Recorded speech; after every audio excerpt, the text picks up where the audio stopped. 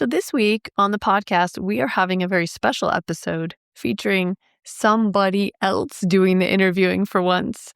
So, I was recently featured on Rachel Strong Smith's podcast talking about my book, The Great All, and the beautiful compassionate revolution that we are all a part of. And along the way, of course, we end up talking about boundaries, self-worth, following our calling, so much more. Rachel is a master's level social worker who specializes in betrayal trauma. She's got a fantastic story. I think you're really going to enjoy her. I certainly do. She's got a heart of gold, and she was so fun to talk with.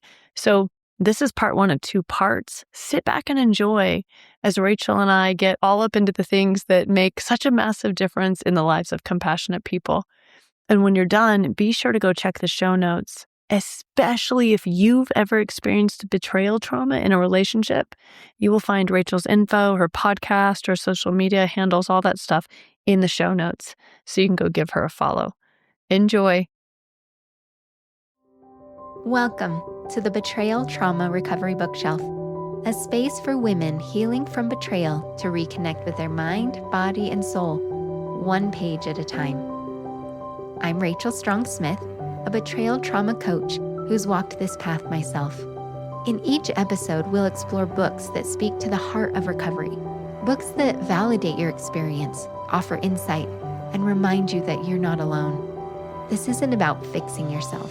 It's about coming home to yourself. So, whether you're in the thick of survival or finding your way back to solid ground, pull up a chair. You're in the right place. Hello, and welcome back to the Betrayal Trauma Recovery Bookshelf. I have a really, really exciting guest today, Molly Davis Moon. Hi, Molly. Hi, Rachel. I'm really glad to be here.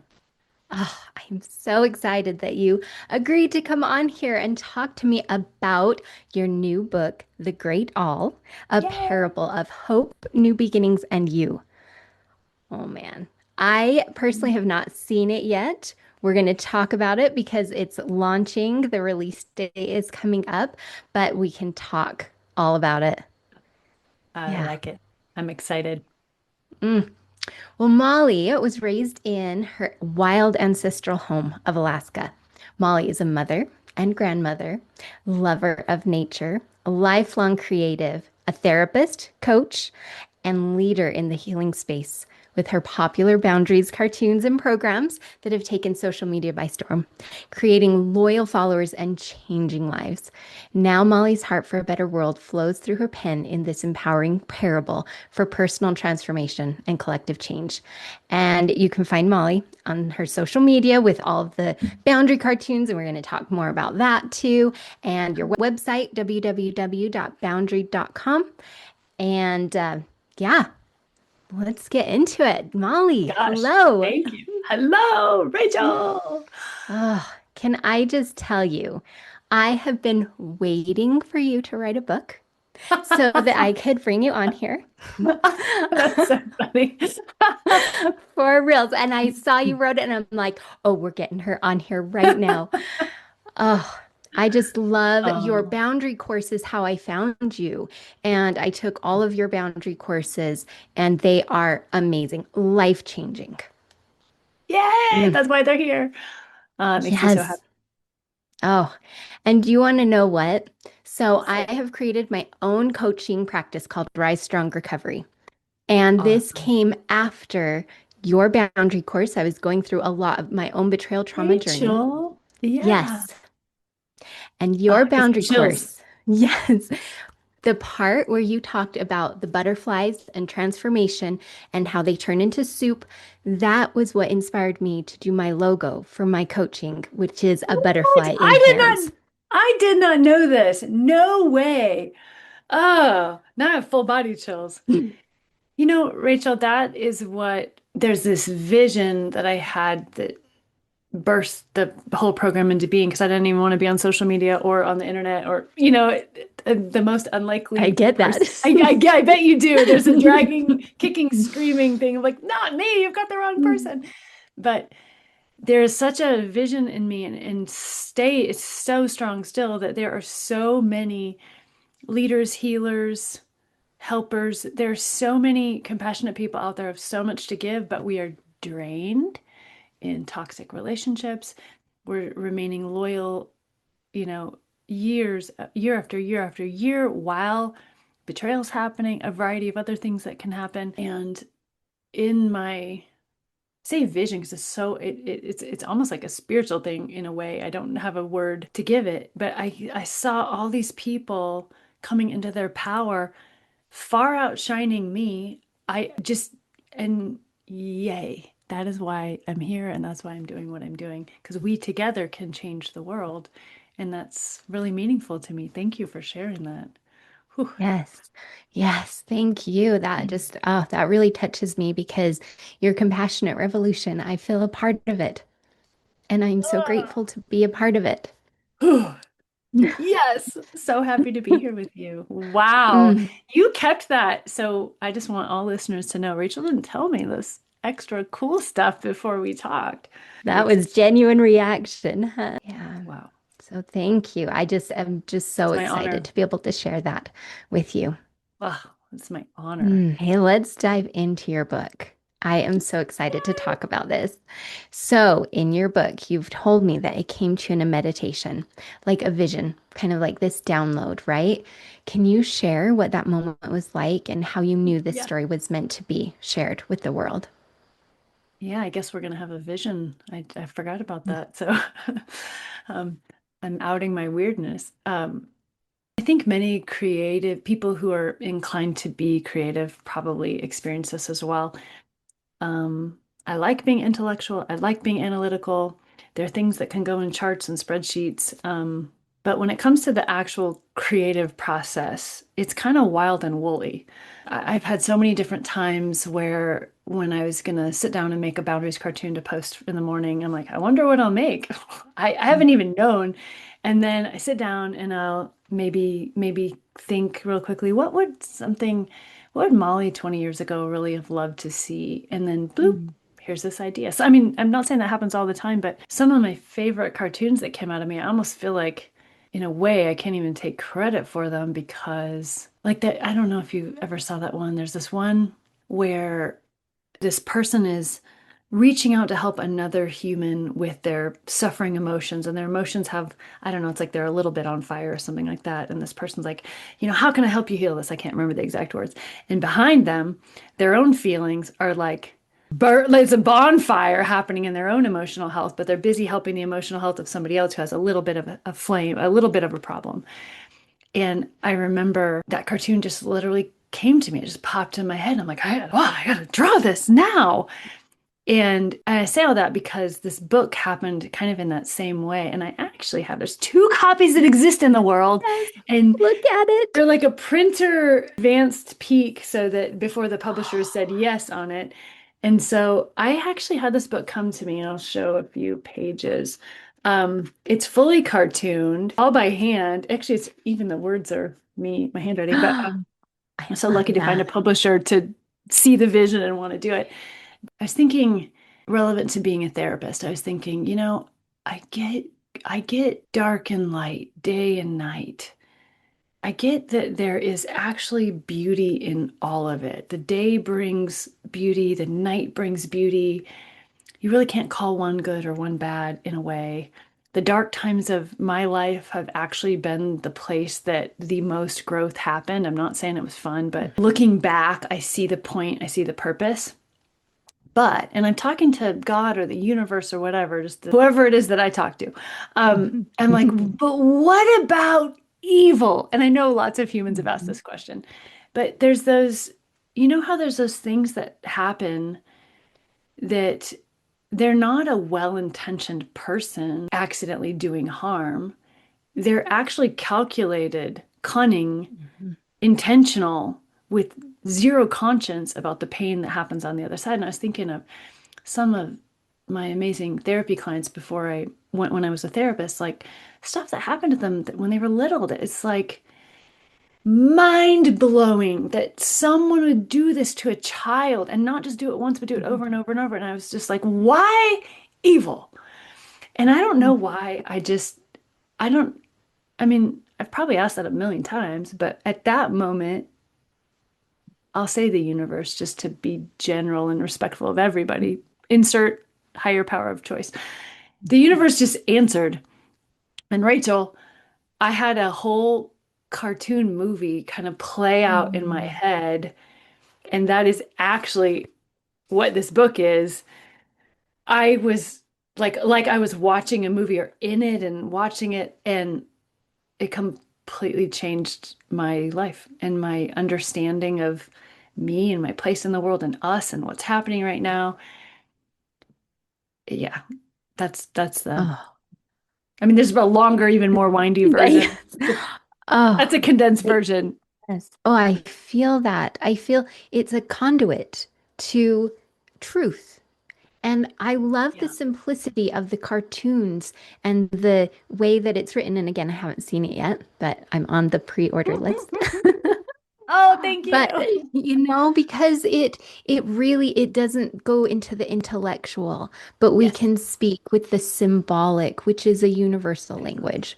100%. It's like the whole body can get it. And then what's fun about, and from us getting to work together, but that a lot of the boundary stuff is taught in that same way because, well, it's just how I get the information that works for me. It's just how I get it. That's what changes me, not the head knowledge.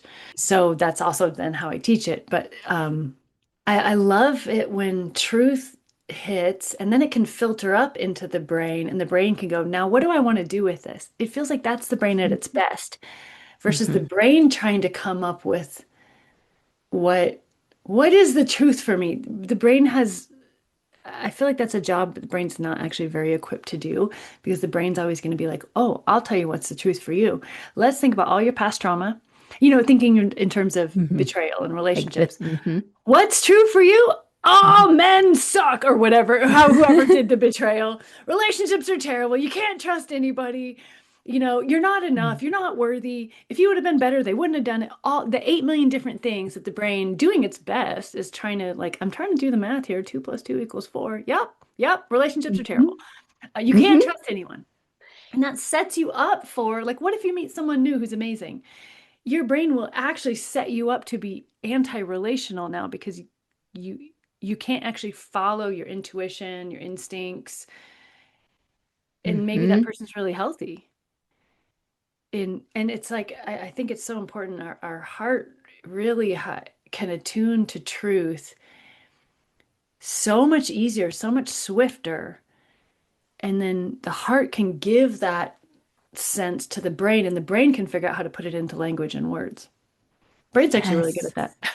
Yes. Oh, and there's the rider and the elephant, which Yes, is just exactly. my favorite, favorite, favorite, They're favorite. such a team, actually. Yes, they are Yeah. a team. And I Yeah. love that symbolism of that and being just aware of what is my mind and my body? How are they connected? How are they relating to each other? Yeah. Is my elephant, my body, Yeah. tucked away in a cage, far, far away from the So rider? that's where I used to keep mine. Yeah. Yep. Because we're Yes. taught Oh, in this dominant culture that our head is supposed to be in charge. And I mean no ill will to our head. Our head is absolutely amazing, but it's really yes. not equipped. And again, back using kind of betrayal trauma in a relationship as it's a terrible thing. And it also is a really good example playground. The head will keep us in a bad relationship for a very long time if you happen to be a person who is naturally compassionate, loyal, generous, forgiving, which are all good traits. What's interesting is if we go into the heart will say, yeah, that's enough, while being Mhm. compassionate, generous, loving, loyal. But the Yes. heart remembers we're supposed to be loyal here just as much as we're supposed to be loyal anywhere else. It's actually disloyal to me to stay in a place where, there is no trust. Yes. Oh, and that's the honor me, honor you. Oh Yep. man, I love this. Oh, It's so I fun to just, talk to you. oh, It's I so true. do. It all comes And back to it, isn't it? Always, it all yes, comes back to those deep boundaries. It's kind of they yeah, undergird everything. yes. It's wild. And what you created in your courses, not only do I refer clients to Oh, those courses all the time, thank I you. foundationally believe in those frameworks, and that is what I have based my coaching framework on. I am Like, so honored. And same for me. I live by this stuff. Otherwise, what's the point? Who needs yeah, more stuff stuck in their heads? We have like 8 million different things already in our heads. They're all great, but I need to know how to embody it.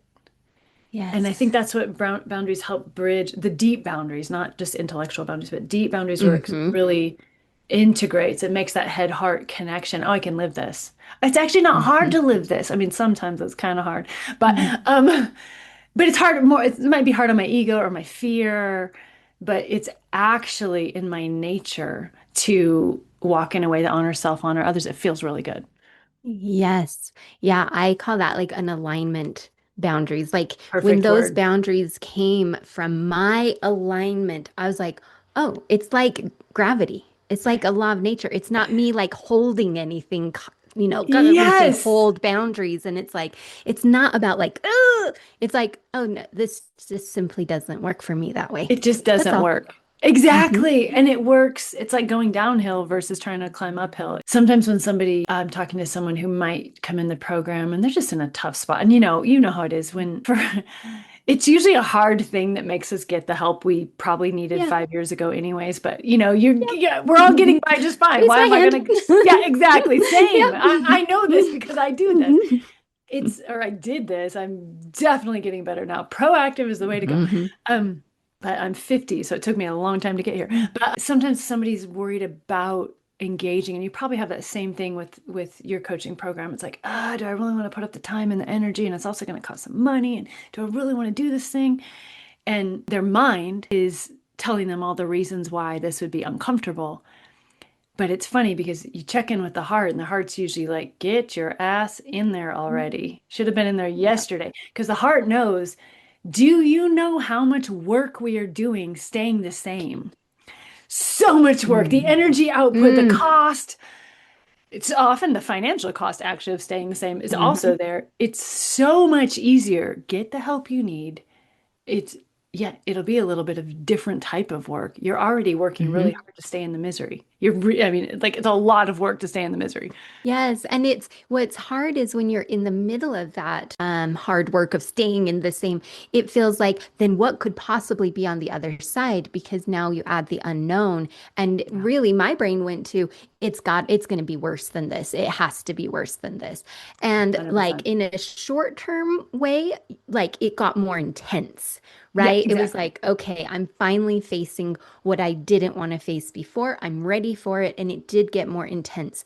But on this other side of it, this transformation, continued transformation, It's all oh have to. man, I'm like, oh, I wish I could tell my fast self, but my Yeah, past she, self she wouldn't did the best listen. she could. Yeah, Yep. exactly.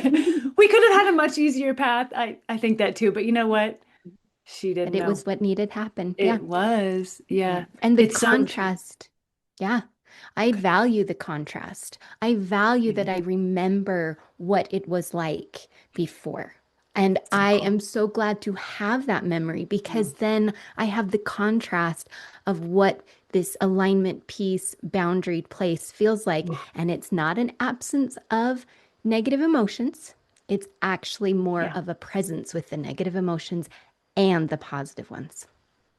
So true. You're alive. You're here for the whole Live. human experience. And the Mhm. quote, quote, negative emotions, they do feel negative. And yet there are these messengers to so much valuable information that then helps you avoid more shitty feelings. Yes.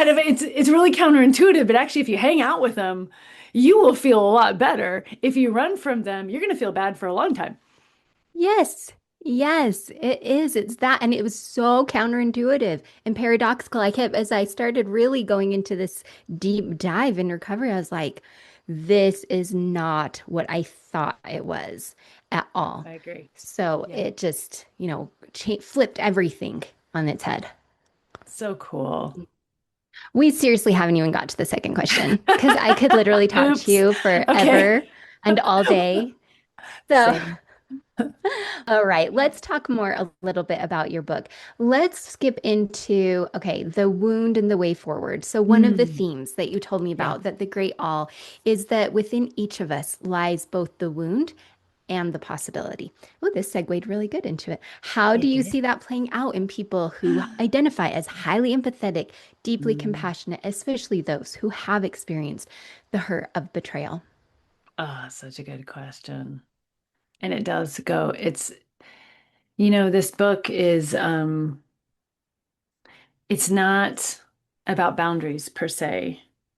So some folks were like, I thought you were gonna write a book about boundaries. And by the way, I am. I cannot wait. We're chatting about it. But it's in I it's call dibs I on you gotta do the coming. work for this one. The fun, yeah, exactly. It's coming. It's in embryo right now. Oh, So excited about it. But this book is about boundaries in the way that you and I were just talking, in the sense that it's about the deepest boundaries of all. Who are we? Why are we here? And how do we move into a whole new way of being human? How do we create a world where humans operate in systems and structures, whatever they may look like, where honor self, honor others is the rule?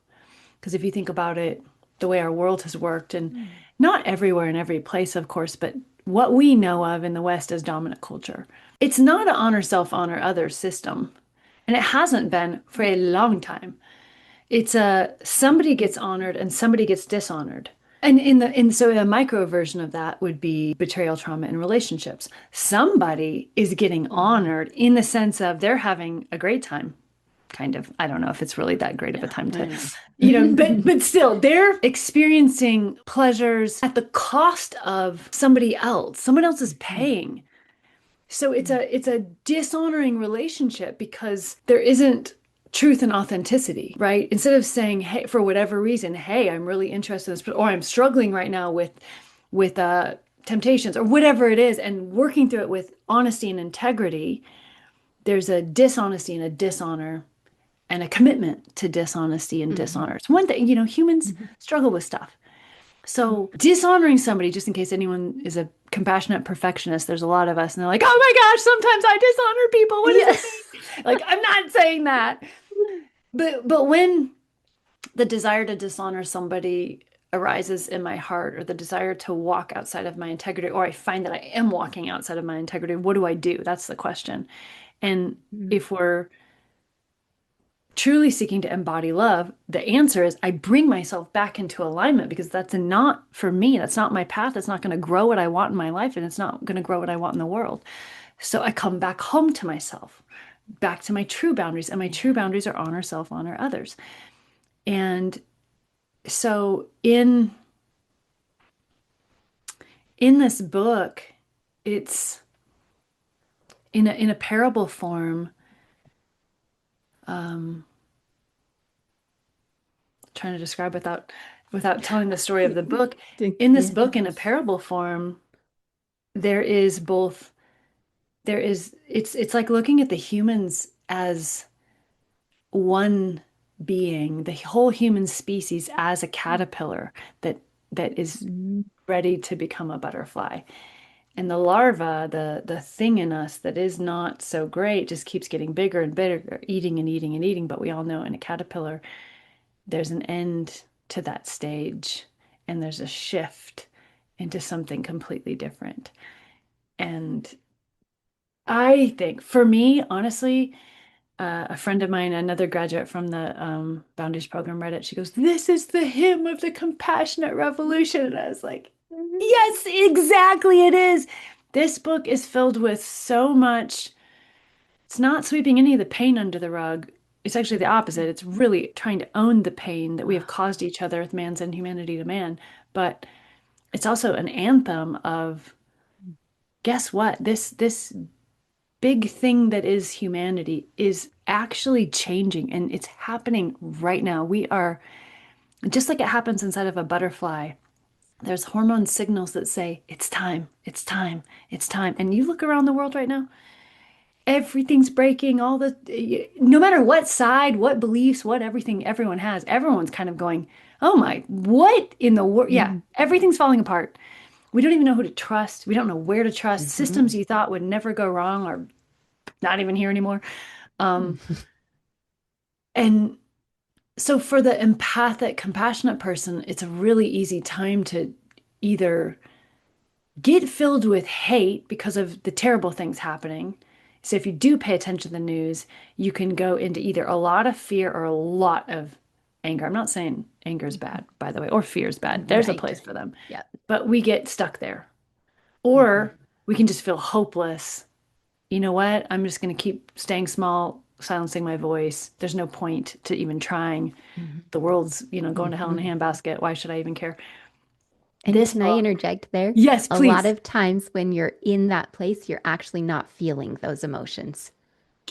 Oh, Yeah. said like a good coach. Yeah. Please share more about that because Yeah. that's good. Yeah, because it's not about the don't have feel the anger. Actually, that's the shadow energy that's coming and really keeping that like right? Like so what looks like anger is actually just protective mechanisms to avoid feeling the fear and the hurt and sadness. Work with So Amy that's or really what's under it is. work with Rachel, folks. That's it. It's so true. If we hang out with the anger and the fear, or the rage and the fear, the hate and the fear, if we hang out with them and ask them, what's your message for me? What are you trying to tell me? Some really powerful wisdom under there, and it actually can make us, for those who are kind of called to activism, it can actually make you a better activist. It can actually make you a better change agent because now you've used the emotion to inform your walk forward as opposed to the emotion walking you forward, which may or may not be actually in alignment with your highest good or what's even supposed to happen. Um, but the the book is truly at its heart here to give hope. And it gave me, I guess that's how the message changed my life. It I don't know if I've lost my mind. Like for real, Rachel. I sometimes am like, if you ask my head, it's kind of like 50-50.